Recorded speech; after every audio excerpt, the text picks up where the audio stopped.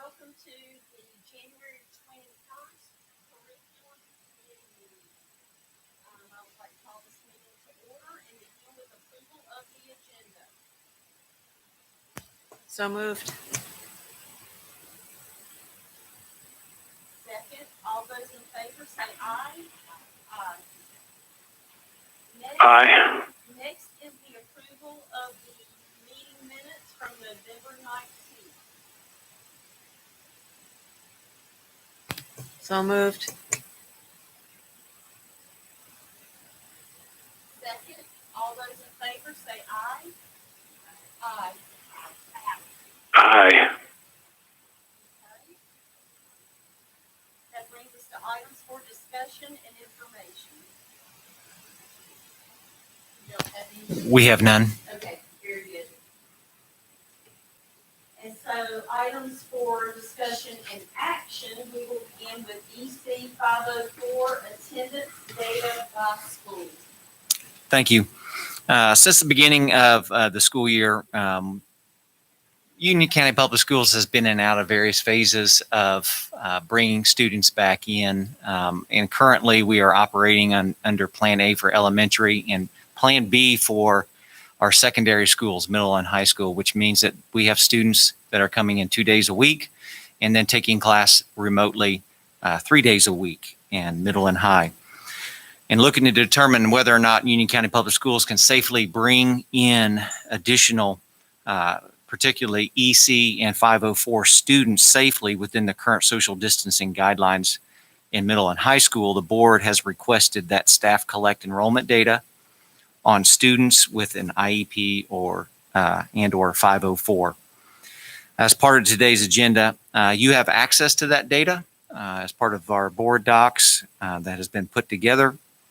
I want to first thank the people that were involved in gathering that. That's Dr. Beecham and the EC staff, EC department, our Power School team and tech services and principals and staff of helping us gather that level of information. The data that you have was taken from the December 1 head count. And as such, as you all know, anytime we do attendance data or enrollment data, that is a moving target day in and day out with students that enroll and withdraw on a constant basis. The process that was used to get that exact number in front of you is the EC department looked at the total number of students with an IEP and 504 in our system, middle and high school, and took out all of those students who were already signed up for Plan D, which is a virtual assignment, and also those students that are already coming back into school 4 days a week, such as our students that are in a self-contained environment. If you look at the document that you have, you will see that middle and high schools are listed on the left side of the column in alphabetical order. The next two columns over are the number of Plan B students at each school with an IEP or a 504. The next three columns after that, so the last three columns there, if you go from left to right, this is principal feedback of the data that was collected by Dr. Jones and Dr. Baisden, and working with our principals and school staff. They had to collect the names of the students associated with those numbers, and they went student by student, class by class, to determine if the school could support moving students with IEPs and 504s into school 4 days a week. You can see that the principals placed a yes or a no as their response after they gathered all of that data and went student by student, as well as in the last column is the reasoning for their responses, as you can see that. This work was not taken lightly. Weeks of effort were put into this because of the importance of the request. 100% of our principals want to bring in as many students as possible as long as the safety guidelines and social distancing guidelines are followed. Unfortunately, though, based on the data and going student by student, it is not recommended that UCPS move remaining students with IEPs and 504s to 4 days a week of in-person instruction. In conclusion, I will say that this process was extremely helpful, though, in going through that for our schools and school system, because it allowed us to go student by student to ensure that we are meeting the obligations of our students in these categories each and every day, given the guidelines, the safety procedures and protocols, and the plan that we are under as directed by the state. So at this time, I will turn this back over to our chair for questions and comments by the group, members of the curriculum committee. So just to remind everyone, because of the governor, the State Board of Education, DPI, and the social distancing requirements defined in Plan B from the state, is why Union County Public Schools is only able to offer 2 days a week to our middle school students and our high school students. So I believe it was Mr. Sides who is on the line with us. He's called in. There was the concern or the effort to do this exercise to see if there was any way possible that we could bring in students with an IEP or a 504 to offer them more days. Now, earlier in the school year, we had already identified those students that were in contained classrooms, and they are already coming in 4 days a week. Is that correct? That is correct. Yes, ma'am. Okay. So all students that are in contained classrooms that require an IEP and a 504 are already coming in, have been given permission, and we're able to follow social distancing guidelines defined by the state and maintain Plan B. So the data that we have before us today is all other students that are not in contained classrooms that might have an IEP or 504. And if I'm reading this right, it looks like CATA said that they would have enough room, but they didn't have any students either. Marvin Ridge High School said that they would have capacity to move to Plan A for all EC on Plan B, but they would not have enough room for all 504. So that presented a problem. And then it looks like the only other school that said yes was Union County Early College, that the numbers would be manageable, but it only looks like they identified 16 students between EC and 504. So this report is public for everyone to see, correct? That's correct. So I just want to commend all of our principals and staff for, going through, student by student and looking at their files. One, to see, is their IEP and 504 being met? And making sure that every principal and every school knew the students with an IEP or 504 that do not currently receive 4 days a week because they're not in a contained classroom, to ensure that they're receiving their services. But as long as the governor or the state only allows us to be on Plan B for middle school and high schools, according to this report, we don't have the capacity in our schools to add more students at this time. Do you want to speak to Marvin Ridge High School or Union County Early College? As far as the numbers that they're and the reasonings that they said yes for Correct. EC and no for Plan B. I can. The numbers, first of all, in a school like Marvin Ridge, they do have a very large school, but a smaller EC population in comparison to the size of the school and the structure. A lot of this comes down to how the master schedule and the structure is played out in the course, the spacing inside the classrooms. With Marvin Ridge, and that this could be down to the last student that they said, yes, we can either fit them in, or we have overflow capacity that we can place students in as well. And so that went into consideration. Which I don't mean to interrupt, but I would assume if a student is on an IEP or a 504, sending them to an overflow room would not necessarily benefit them. Yes, it wouldn't. So they would have to actually move classrooms out of larger spaces that don't have students necessarily with an IEP, and putting those students who do in those larger classrooms so that they can fit them in. And then, of course, Dr. Beecham's also in on the call, and she can speak to the specific details.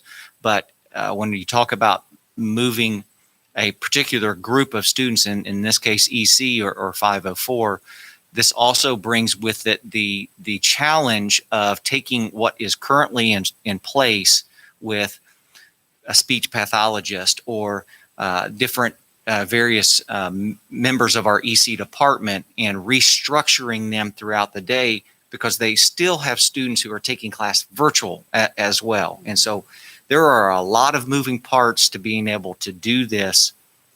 And it's extremely challenging. And the other two schools are very small schools with very limited populations. So let's talk about Union County Early College. It looks like they have identified 16 students, and they're saying that the numbers are manageable. Is the principal at Union County Early College recommending that they accommodate those four days a week, or stay where they are right now? No, there wasn't a recommendation. When you look at individual schools, we have to be very careful on being able to move certain students in and other students who, at other schools, because they're placed at that school, now they can't go to school. I think that's where the issue lies. All this is telling us is whether or not they physically can do it or not. Mm-hmm. So there's no recommendation. Okay. That's all the questions or comments I have. I will defer to Mrs. May and Mr. Sides for questions or comments. I just wanted to say I thought it was a great job on this chart.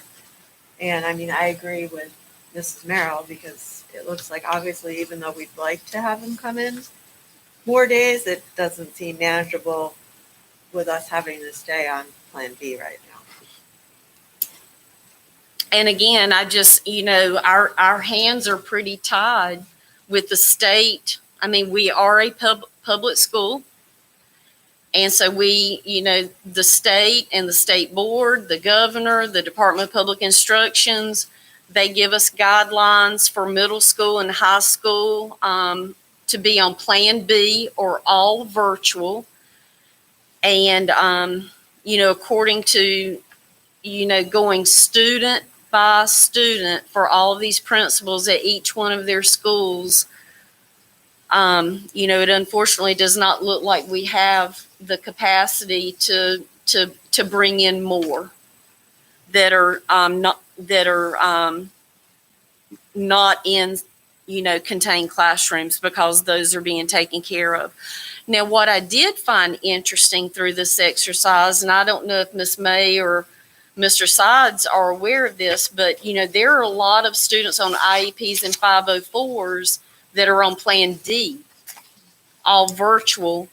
So what I found interesting is that those students are receiving 5 days a week interaction with their virtual teacher.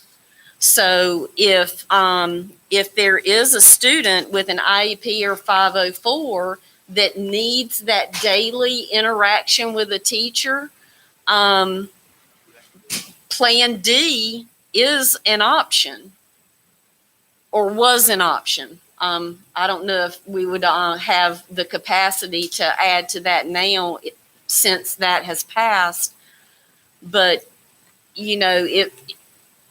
I thought that was pretty interesting that, if a student does need that daily interaction, Plan D, our all virtual academy, would give a student access to a teacher every day as opposed to 2 days a week.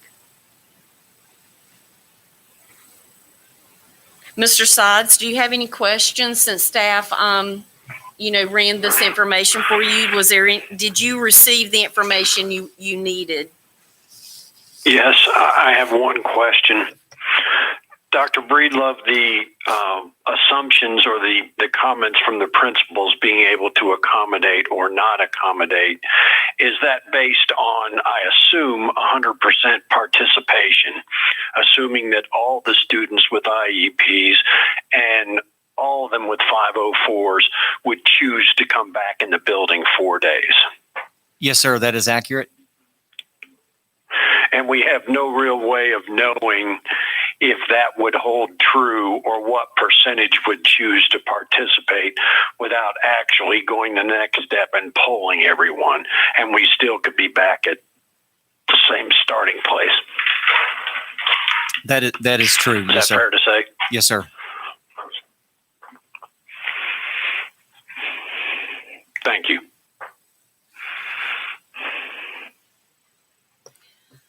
Again, I'll just wrap it up, just saying one more time, this board and our schools, this staff, we would love to offer more days of in-person instruction, but until the governor and the state allows us that option to move off of Plan B, or change their definition or their restrictions for Plan B, as a public school system, our hands are tied.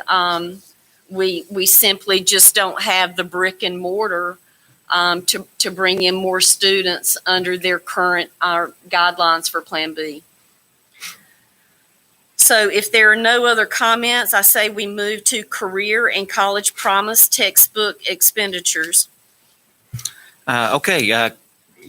Our next agenda, the Career College Promise textbook expenditures, unlike courses taken as part of our K-12 standard course of study, when the General Assembly created this opportunity for our juniors and seniors, they made this opportunity available with paid tuition. But what they didn't make available was paid textbooks and other fees that are collected at our community colleges. When Career and College Promise first started, it was a very, very small handful of students that took part in Career and College Promise. Unfortunately, as everyone kind of around this table knows, these are different times, and the state has reduced over, and there's a handout in the board docs, and it kind of describes this, but they have reduced the amount of allotments given for textbooks over the years. For example, if you look at the chart on there, it talks about almost $43, just under $43 is I think it's $42.94 is the exact figure in there. And it's been reduced to right now it's $32.15 last year and $33.20 per student. That's what we are allotted per student for textbooks across the district. In addition, the number of students signed up for Career and College Promise has increased over the years. Now, take into consideration, though, this year in the pandemic, there have been less students that have signed up, and so we are spending less money on textbooks now. But over the last 4 years, the number has increased, and you can see that upwards of $200,000 being spent of the limited funds that we are getting just on Career and College Promise. Those textbook fees are all, we don't get to choose about what a teacher chooses for the students at the community college. That's all done by the community college and by the professor or the teacher that's teaching there. And so we are at their, discretion on what we pay. I say, though, that the overall cost has been reduced over the last several years because just like Union County Public Schools, a lot of our community colleges are also moving to ebooks, teacher-created materials, but there are still fees to those. And right now, as you can see, the average cost for a student over the last 3 semesters, if you look at that particular data, is $100. Per course. We are having, as a result of spending nearly over $200,000, we're having to delay the purchase of textbooks for our classrooms. For example, AP courses that we have. Some of those textbooks may be upwards in our classrooms 10 years old, 15 years old. And so with limited funds, we really are being forced to space out when we can go and refresh our textbooks across the board. So getting to the end of this, what we are asking is that we move to a different model in Union County Public Schools. The state currently does not require school systems to provide textbooks for Career and College Promise.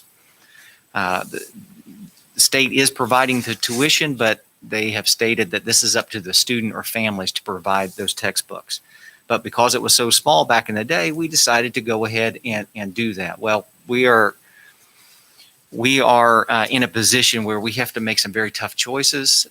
Certainly, the school system, the board, we all want to be able to provide as much to our students as possible. So maybe we would like to recommend that to our board that Union County Public Schools implement a process of reimbursing students and families the cost of textbooks as a maximum of $50 a course. Additionally, we'd like to request that Union County Public Schools cover the full cost of textbooks for students who are economically disadvantaged. An example would be those students on free and reduced rate lunch, or students who may not be on free and reduced rate lunch, but have a temporary financial hardship due to a family situation. A lot of our high schools, we just like the general public, we have students whose family members lose a job due to the pandemic or any type of situation, or we have some high school students that live alone. All right, and they may not have the financial means. So, and they may not have turned in the forms for free and reduced rate lunch. So have a process in place where our counselors are in charge of possibly a form that the student would fill out and meet with their counselor, where now the schools could ask that Union County Public Schools purchase the full cost of those books if needed. So that is the recommendation to the curriculum committee, is that we move to a process where we would pay a maximum of $50 per course of a textbook, as well as provide the full funding for free and reduced rate lunch or other economically disadvantaged students or in hardship needs students. I'll just kick this off by saying I think, this is, we're in difficult economic times, as a school system and as a country. And unfortunately, this is a budget we can no longer, absorb, because so many students are signing up for, these CCP classes. And I know some students that have taken 20 plus of these classes, and going off to college with 60 credit hours, so, there are some Union County Public School students, they're not just signing up for a couple of, college credit classes, they're signing up for about 2 years worth. And that's a phenomenal thing to be able to offer, high school students. And we're so happy that we can do that. But if the state is not giving us the funds for textbooks or ebooks, and unfortunately on our very tight budget, I'll say this again, we're operating on a 2018 budget, correct? So it is 2021, costs go up, we're receiving fewer textbook dollars from the state, more kids are signing up for these classes. So the tuition is being covered, but Union County Public Schools, we can no longer, continue paying for textbooks at this rate. So I think it's a very generous compromise. I have always heard, having 2 college students, Mrs. May has a college student. As a parent, I've always heard that the students who have skin in the game tend to make better grades and do well. And we also have to acknowledge that we have a lot of Union County Public School students that drop out of these classes after we've already paid for all the books. So I don't know if you have any data on how many students, each fall or each spring, or no longer just stopped going or stopped attending because all web classes, just didn't work for them. But, unfortunately, when we've already paid for these books and they stop attending, or they withdraw, or just, drop the class, we do not get the money back for the textbooks. That's not an option either. We are not getting the money back if they drop or stop attending, which was becoming a graduation issue as well. But so the last comment I'll make is that, if there are 115 school districts in North Carolina, I believe there was only one or two other counties that were giving financial assistance to textbooks. Union County Public Schools was just one of a couple of counties that was actually paying for textbooks. And I believe Cabarrus County has now gone to, they have changed, and they're given a reimbursement plan similar to your recommendation today. So, if 113 or 114 other counties, all of their students are paying for their textbooks, and knowing what our budget looks like today, I understand your recommendation. Mr. Sides or Ms. May, if you have any questions.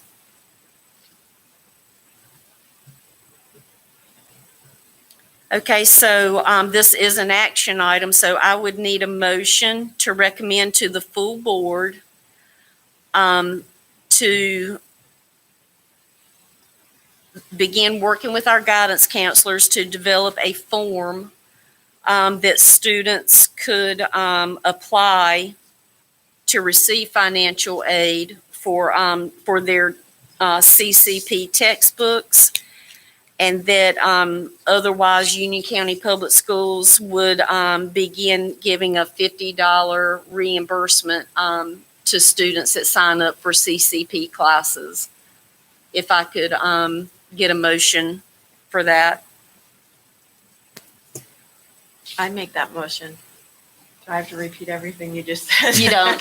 So moved. So moved.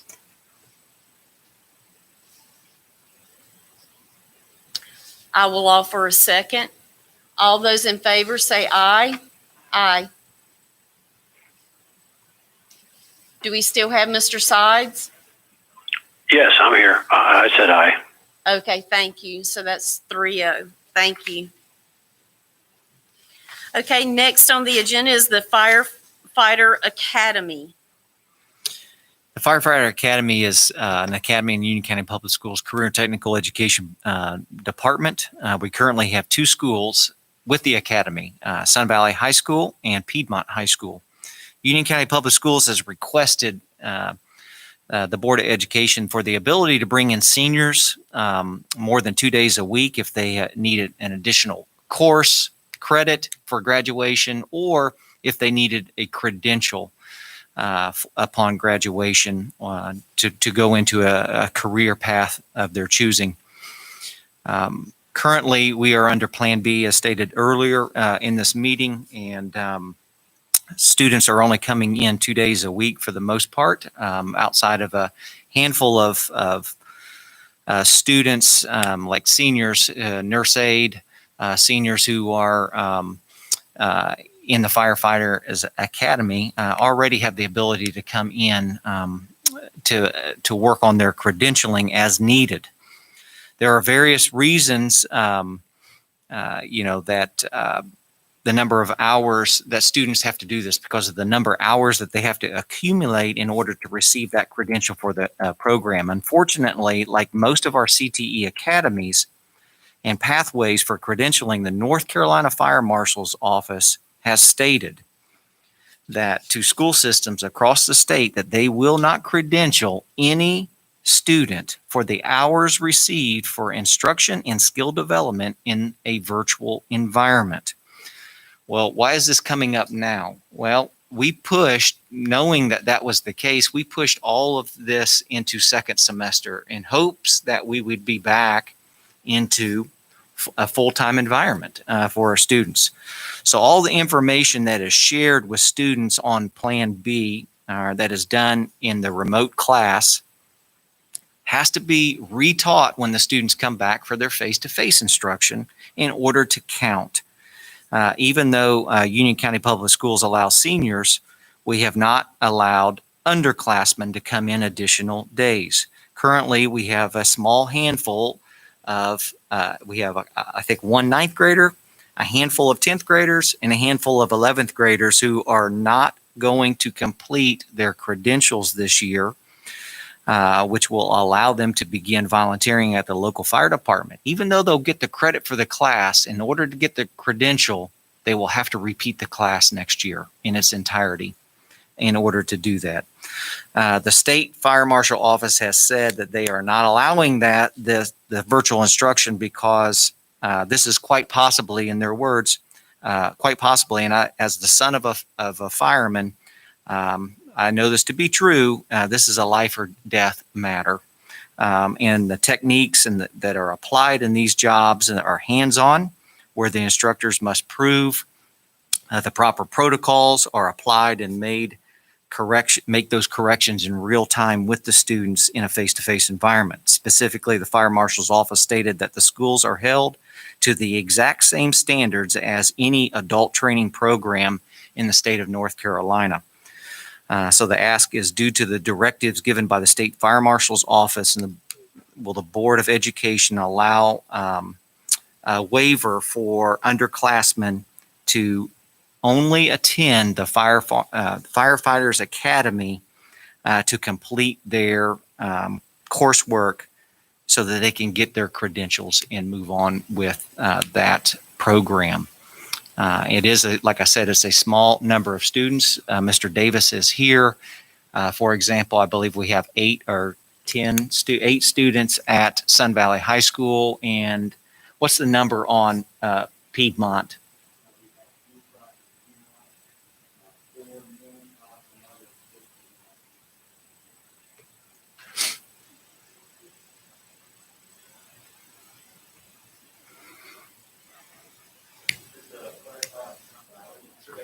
Turn to Mike.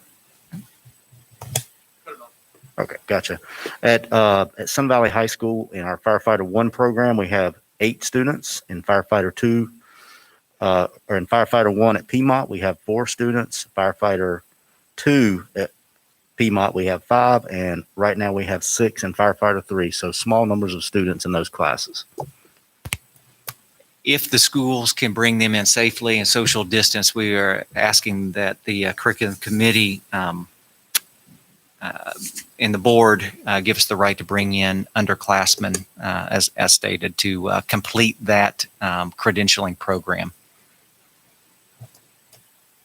So I just want to clarify what you're asking for. You're not just asking for the juniors to be able to come in with the seniors. You're asking for 9th, 10th, and 11th to come in for their, so that they don't have to repeat the class again next year. So this is not limited to juniors. Yeah, we found out Okay. that we have even younger students in there since that document was first written, and talking to Mr. Davis, also finding out that the entire course would have to be repeated Okay. for the students, which Mhm. you can see is a waste of time for them. I mean, they get the credit, but they're not moving forward with doing what they want to do in their Because career they can't volunteer at an actual over the summer and that. Yeah. Yes, ma'am. VFD.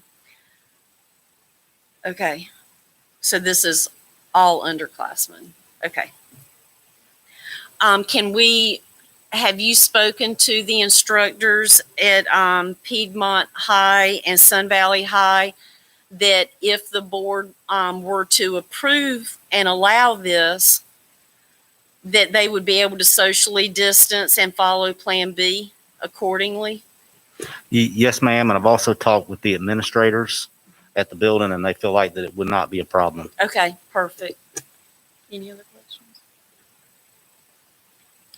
Okay, then I would entertain a motion to recommend to the full board at our February meeting permission to allow all underclassmen currently signed up for the Spring Firefighting Academy to come in to receive their certifications this spring so they can begin volunteering. So moved. Second, all those in favor say aye. Aye. Aye. Okay, thank you. Thank you, Mr. Davis, for that information. Okay, so in closing, we will take to the full board at the February meeting the College and Career Promise textbook expenditure that was approved 3-0 from this committee. And we will take the Firefighter Academy proposal that we just approved to the full board. So that should be all that we need to bring to the full board's attention. Our next curriculum meeting will be February 18th at 11 a.m. We're going to move that to 11. Does that sound good, Gary? 10 o'clock did not work today, and I do apologize for that. Okay, I will accept a motion to adjourn. All those in favor say aye. Aye. Thank you. Aye.